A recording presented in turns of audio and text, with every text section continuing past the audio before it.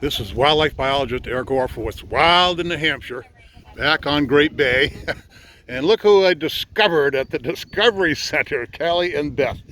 You know, this is part of my Women's History Month. Well, it's kind of past April into into May, but we've got a couple of women here that have made history in New Hampshire down here on Great Bay. Kelly and Beth, tell us about what you've done here down at Great Bay at the Discovery Center. And first of all, give us your name and how long you've been here, and a little bit of background. How did you end up at Great Bay? Okay, well, I'll go first. So let's see, I have worked for the Fish and Game Department for 30 years. 30, nice. 30 years, yep. And Kelly Laughlin, you asked me that first. 30, just going into my 30th year. I spent 7 or 8 years up in headquarters at the Public Affairs Division in the Aquatic Resources Education Program. And then I remember getting a phone call from the former manager and saying, hey, we have a job down here as the Discovery Center Director. Are you interested? Wow. So I said, in a heartbeat, 'cause I grew up on the estuary. So it's been that long. Nice, Yeah. nice. Yeah. Beth, yourself? Yeah, Beth Heckman, Kelly's assistant here. I've been with the department for 27 years, here the entire time. Don't think I'll ever leave. It's hard to leave a place like this. I don't know. For Look sure. at the bay. So tell us about what happens down here at the Discovery Center. What goes on here? I know some of it. You've been involved. I cast my eyes out here and it's green everywhere I see. I know the Discovery Center has helped protect some of that property that I'm looking at. How many acres? How much has been protected over your careers here? I know you've helped out, let's put it that way, Yeah. and been part of that whole team that has brought together conservation organizations to protect a lot of the land around Great Bay. Right, exactly. I mean, so the Great Bay Discovery Center is just part of the Great Bay National Estuarine Research Reserve, which is a state and federal partnership between the Hampshire Fish and Game Department and NOAA, National Oceanic and Atmospheric Administration. And the reserve here was designated in 1989. So it was one of many interesting stories of other reserves. There are 30 other reserves around the nation. But our reserve, Great Bay, if you look across the water here, you can see the location that was once proposed to build the world's largest oil refinery. Aristotle Onassis, That's yes, right. I remember that battle. That battle, Aristotle Onassis, was going to make this whole shore an oil refinery. And so that was really the catalyst for the local people who love Great Bay and this estuary to stop it. And so they really rallied the federal government to have this designated as a reserve. And so the Great Bay Discovery Center is just one part of that as the education arm. There are other sectors in the reserve. So there's the stewardship program, which is heavily involved in the land protection. We have a really robust research program. Rachel Stevens? Yes, Rachel Stevens. She's been here a while too. She has.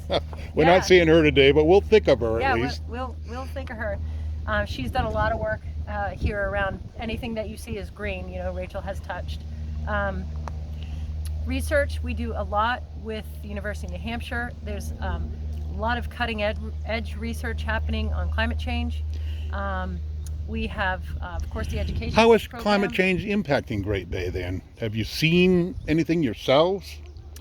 Yeah, tell about the trees that we've noticed since we've been here so long. Yeah, sure. So we have a beautiful half-mile boardwalk that everybody should come and walk. But Love that. there's a loop on it. And years ago, when we first started here, there were many white pines that were in the middle of it.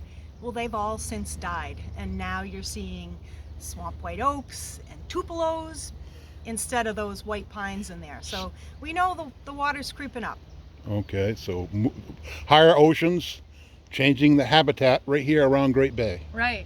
But the neat thing about this is because the reserve is like a complex of science and education, research, we can help to teach people that we should be protecting our salt marshes and our shorelines so that they can migrate with sea level rises. Okay. So, you know, the ocean coming in here, the seas coming in here could move. Okay. And so it wouldn't be as devastating as perhaps the ocean or the seas coming in where there's a hard shoreline or a house. Right. So protecting all of this land helps us to mitigate the impacts of climate and sea level rise. Wow.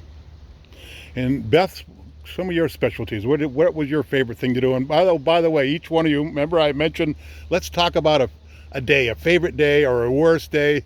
Give us a day in the life of Kelly and Beth down here, or give us a day. Sure. Well, right now, every day is filled with elementary school students. So we run spring and fall programs. The spring program focuses on the natural history. So for example, we had second graders from Garrison School in Dover and first graders from Rye Elementary here today, learning all about the habitats and the animals that live in them on Great Bay. And over the course of the time I've been here, we've seen nearly 80,000 students. 80,000. Wow. Yeah.